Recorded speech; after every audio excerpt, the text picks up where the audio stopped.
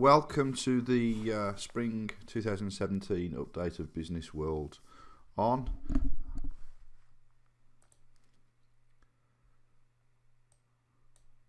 Introduce you to myself. I'm Mark Wheeler, and I'll be taking through the updates on this update today.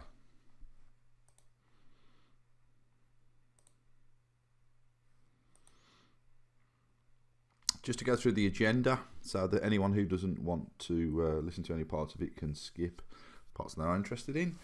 Initially, we're going through the fundamentals, looking at document archive, forms, workflow, workspace, fixed registers, and system administration, parameters, platforms, and APIs.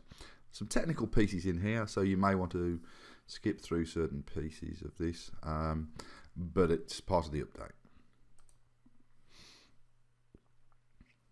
Financials.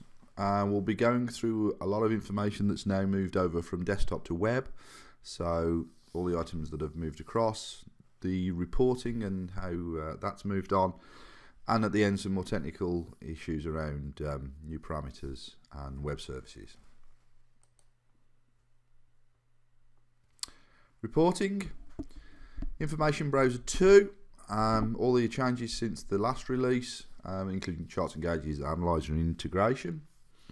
Enriching reports using sort of the relationships and structures and statistical expressions that have also been added to Information Browser 2. Report management, where you can manage all of your Information Browser centrally, and access to variants, so when you run reports, variants, how you can actually create them now in the web. Human Resource Management System. We're focusing mainly on sick pay and sick pay around multiple posts, and this comes from the education and teaching area, where people working in the area will have multiple positions. As part of that, we'll be looking at the number of absences and how that has an effect on it, and how sort of length of services then works in terms of the entitlement to the number of days absent someone's allowed in a year.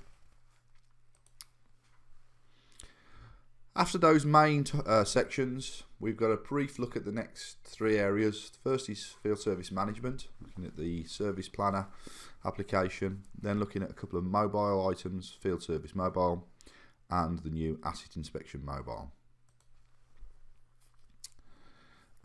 Procurement PCB, we're looking at the procurement requisitions and the APIs that have been added, and also manual entry of invoice elements in web-based invoice base.